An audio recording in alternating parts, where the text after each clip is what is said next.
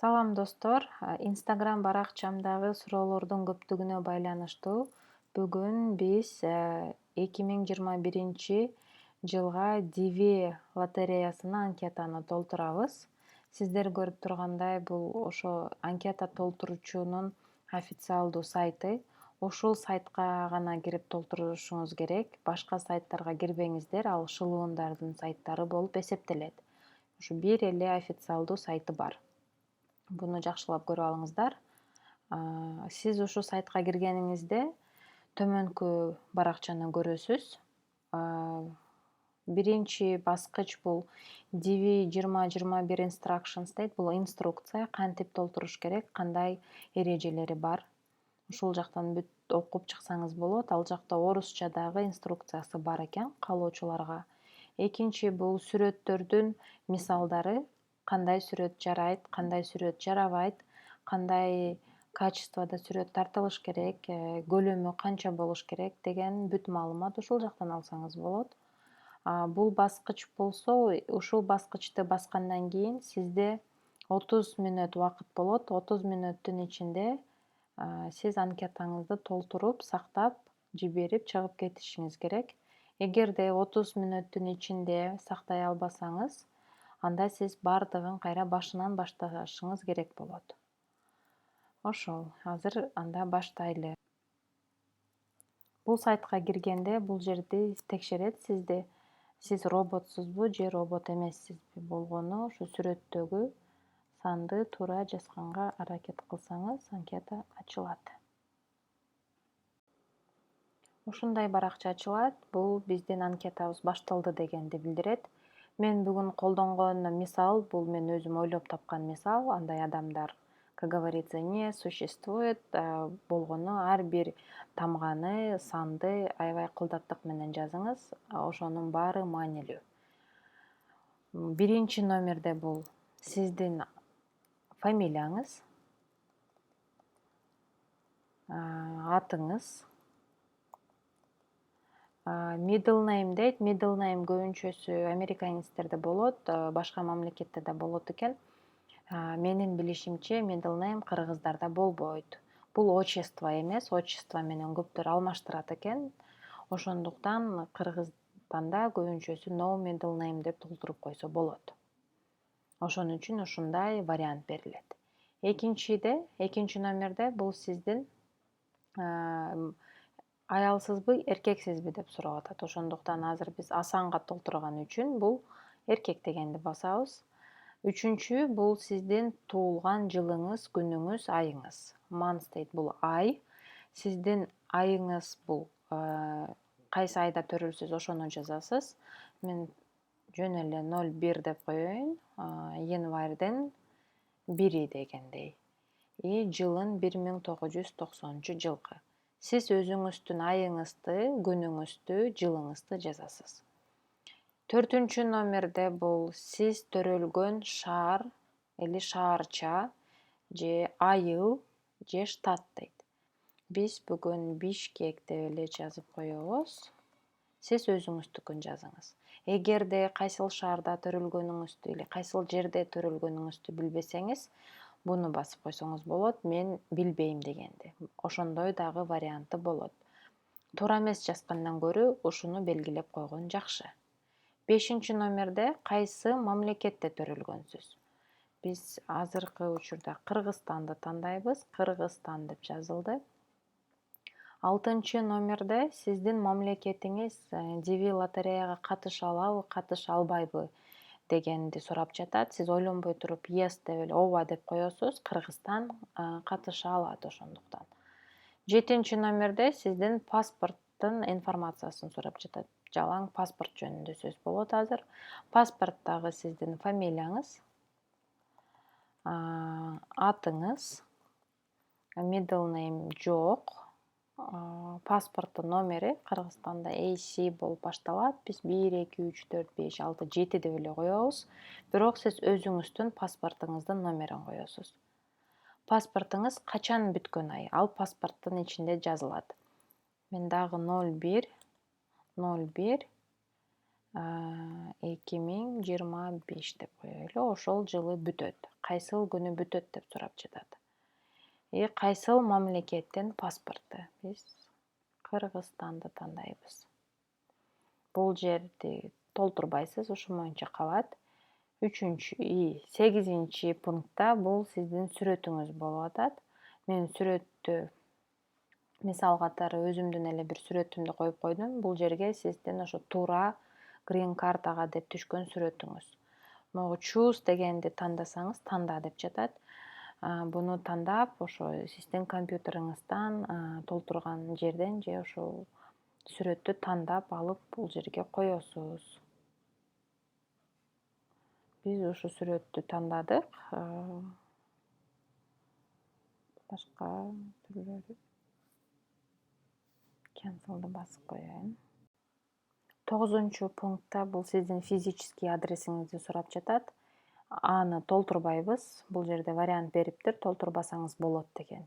Бдан баштайбыз. Биз улица Фрунзе көчөсү 100А деген үйдү алдык. Экинчи бул жерде да толтурбай койсо болот экен, жазылып турат. City дейт, шаар бул Бишкек. Бул жерге область Чүй. Zip-код. Zip-кодду биз жөн эле 000 деп коеюн. Өзүңүздүн zip-кодуңузду таап ушул жерге жазасыз. Эгерде zip-кодуңузду билбесеңиз, анда буну басып койсоңуз болот. Бул мен билбейм дегенди билдирет, или менин zip-кодум жок дегенди билдирет. Ошондуктан туура zip-кодду таап бул жерге жазышыңыз керек.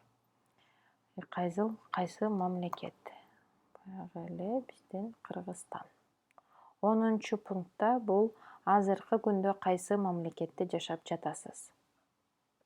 Бул Америка болушу мүмкүн, Россия, Казакстан, Турция, Европанын мамлекеттери. Ошондуктан өзүңүздүн азыркы учурдагы физический адресиңиз жазылат. Эгерде Кыргызстанда болсоңуз, анда Кыргызстан деп жазасыз. 11-чи пунктта номер, телефон. Бирок бул жерде дагы турат, жазбай койсоңуз болот деген. Ошондуктан бул өтө деле маанилүү эмес. 12-чи пунктунда сиздин азыркы өзүңүз колдонуп жаткан электронный почтаңызды сурап жатат. Ошондуктан бул жерге туура электронный почтаңызды коюшуңуз шарт экен. Кайталап жазасыз.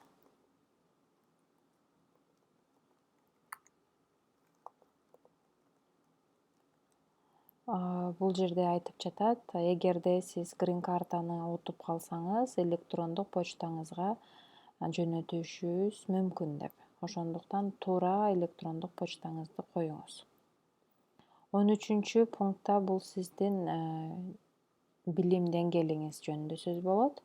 Ошондуктан буну дагы аябай кылдаттык менен сизге туура келгенди тандашыңыз шарт. 1-чи пункт бул сиздин 9 жылдык мектепти гана бүткөм дегендерге. 2-чи пункт бул 11 жылдык мектепти бүткөм, бирок аттестатым жок деп турат. 3-чүсү 11 жылдык мектепти бүтүп, жана аттестатым бар дегендерге. Бул 4-чү пункт бул сиз лагерлерге барган курстар, лагерлерге барган мектептер жөнүндө сөз болот. Ошол жака ошол эле билимиңиз болсо, ушуну тандайсыз. Университетте алган ашыкча курстарыңыз жана сабактарыңыз бар болсо, бирок университеттин дипломуңуз жок, университеттин астында курстарга барсаңыз, сертификаттарыңыз бар болсо, ушуну тандайсыз. Ошондо бул 6-чы пункт болуп калды. 6-чы пунктта университет дипломум бар дегендерге, бул 4 жылдык окуу, минимум бакалавр дегри. Ошону тандаш керек. Специальности барлары. Бизде 2010-11 жылга чейинки окугандар 5 жылдык окуу окуган ушул деңгээлге кирет. Жетинчи пунктта бул мен университетте бир курстарды алгам. Дегрим бар, бирок мастерим жок дегендерге ушуну тандаса болот. Азыркы учурда диплом алып, бирок мастерин кылып жаткандарга. Бул жер мастер, магистратура диплому бар адамдарга. Бунусу болсо доктор кылып жаткандарга, бирок доктор степенин ала электерге. Ошондо магистратурасы бар и доктор степени алыш үчүн университетте окуп жаткан студенттерге. И акыркы бул сиздин доктор степениңиз бар деген диплом. Ошону тандайсыз.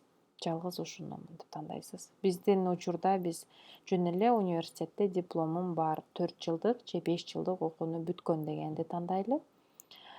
Бул жерде айтылып турат, минимум сизде 11 жылдык мектепти бүткөн аттестатым бар деген адамдар катышсын деп турат. Ошондуктан жок дегенде 11 жылдык билимиңиз болуш керек мектептен. Средний школа деп коет бизде. Ошону бүттүм деген аттестат керек. 14 пунктунда бул сиздин үй бүлөлүк статусуңуз жөнүндө сөз болот. Ошондуктан буну дагы туура толтурганыңыз шарт. Биринчи пункт бул бойдоктор үчүн, эч качан үйлөнбөгөн дегендер үчүн. Бойдоктор болсо ушуну басыш керек. Экинчи пункт үйлөнгөм жана менин жубайым Американын гражданини эмес же Американын грин картасы жок дегендер үчүн.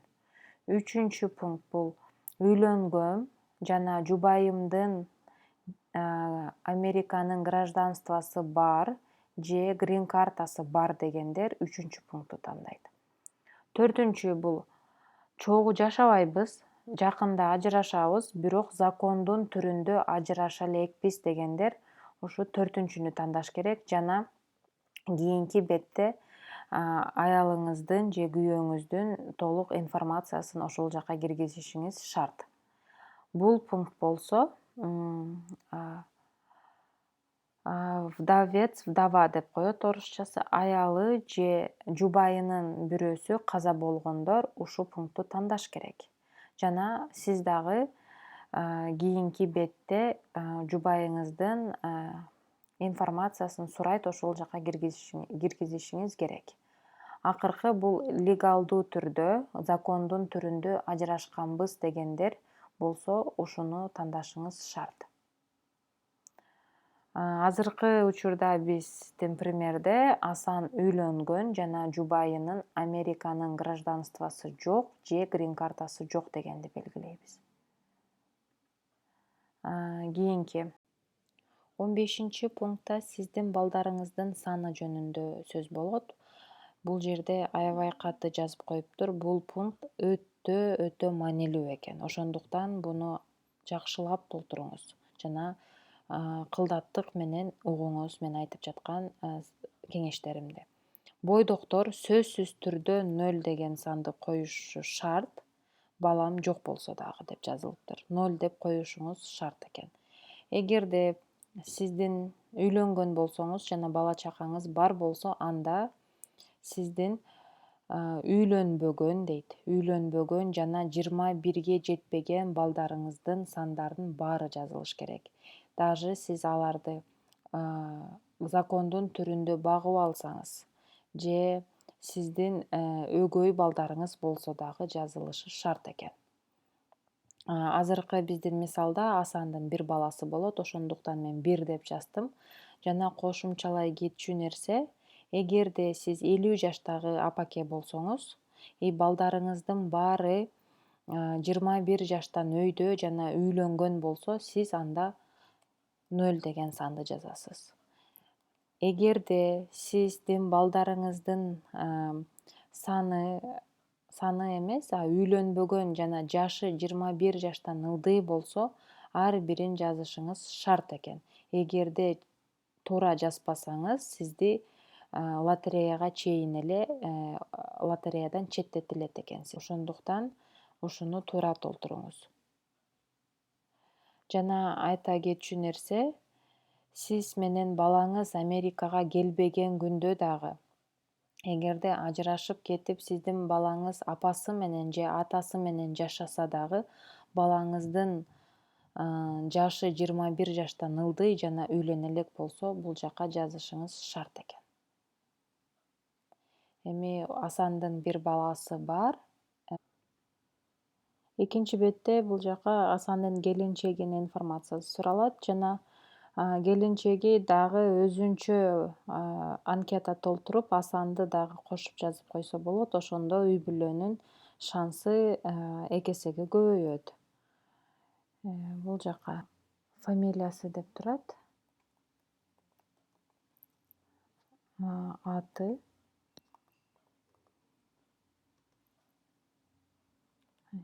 middle name'i жок. Эми кийинкиге жугалы деп. Жынысы аял. Келинчегинин туулган жери же области же региону дейт жана кайсыл мамлекетте келинчеги төрөлгөн дейт. Кыргызстан. Келинчегинин сүрөтүн киргизебиз. Сүрөтүн сурап жатат. Биз интернеттен бир сулуу кыздын сүрөтүн коюп койсок болот азырынча. Бул жака ошо келинчегиңиздин же күйөөңүздүн сүрөтү кириш керек. Номер 15 пунктта бул Асандын баласынын фамилиясын сурап жатат.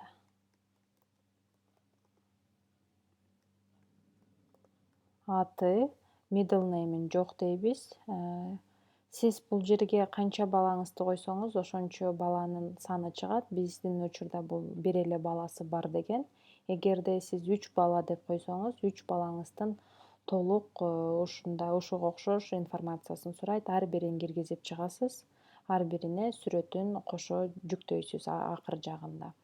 Ошондо азыр биздин учурда бул Асандын бир баласы. Ошонун 15 пунктунун Дсына келдик. Төрөлгөн жылын биз март десек болот. Күнү 1 март 15-жылкы. Баласынын жынысы бул уул болгондуктан эркек дегенди тандайбыз. 15 пунктун F дегенинде сурап жатат. Бала кайсыл жерде төрөлгөн, кайсы региондо төрөлгөн деп биз ошо төрөлгөн жерин жазыш керек өөлүктөгү. Биздин учурда Бишкек деп койсок болот. Төрөлгөн мамлекетин сурап жатат. Бул Кыргызстан. Баласынын сүрөтү дейт. Биз башында колдонгон эле бир форматтагы сүрөттү колдонуш үчүн биз пример алган сүрөттү эле колдонуп коебуз. Бул жерге ошо балаңыздын сүрөтүн киргизишиңиз керек. Эгерде 3 бала койсоңуз, анда 3 сүрөт киргизесиз. Ар бир балага бирден сүрөт. Балдарыңыздын бүт маалыматын киргизип бүткөндөн кийин кийинки баракка жыласыз. Бул баракта акыркы барак бул. Бул жерде сиз жазган аты жөнүңүз, толук маалыматтын баарын ошол жерден жакшылап дагы бир жолу текшерип, анан анкетаны девелаторияга жөнөтөсүз. Бул жерде жазылып турат. Эгерде ушул беттен сиз бир тамгасынан же санынан ашык өзгөчөлүктү же туура эмес жазганыңызды тапсаңыз, буну токтотуп кайра башынан келбей, болгону мына биринчи бетке бар же экинчи бетке бар деп, ошол бетке барып кайра жазганыңызды өзгөртүп келип, ушул жерден оңдосоңуз болот деп. Ошондо мына биринчи бул Асандын анкетасы болгондуктан ошонун толук маалыматы чыгып жатат. Асанов Асан, жынысы, туулган күнү, паспорт номерлерин ар бирин пунктун аябай кылдаттык менен окуп чыгыңыз жана туура жазылыш керек. Ар бирине көңүл буруңуз. Ошонун баарын текшерип чыккандан кийин эң түбүндө анкетаны жибер деген жер бар. Жашылды бассаңыз, сиз анкетаны толтуруп бүткөн болосуз. Ошо азыр мен буну баспай эле коеюн. Сиз билгендердей мен бул адамдар жок адамдарды тандаган үчүн мен бассам туура эмес болуп калат деп ошого баспай жатам. Ушу жашылды баскандан кийин сизге дагы бир баракча ачылат. Ал жерде сиздин өзүңүзгө уникалдуу код деп коет, баркод болот. Ар бир адамга бирден берилет, толтурган адамдарга. Ошону сиз сүрөткө тартып жана кагазга жазып алсаңыз болот. Ошо менен кийинки жылы 2020 жылы май айында результаттар чыкканда ошо код менен кирип сиз грин картта уттузбу же утпадыңызбы ошол менен гана билсеңиз болот. Сиз грин карта уткан күндө дагы сизге имейл келип же сизге бирөө чалып айтпайт, болгону өзүңүз гана текшере аласыз. Ошондуктан ал код аябай важный. Ар бириңиздерге ийгилик каалайм. Буюрса 2021 жылы Америкадан көрүшөбүз деп ишенем. Ар бириңизге чоң ийгиликтер менен бүгүнкү демону ошентип аяктайлы.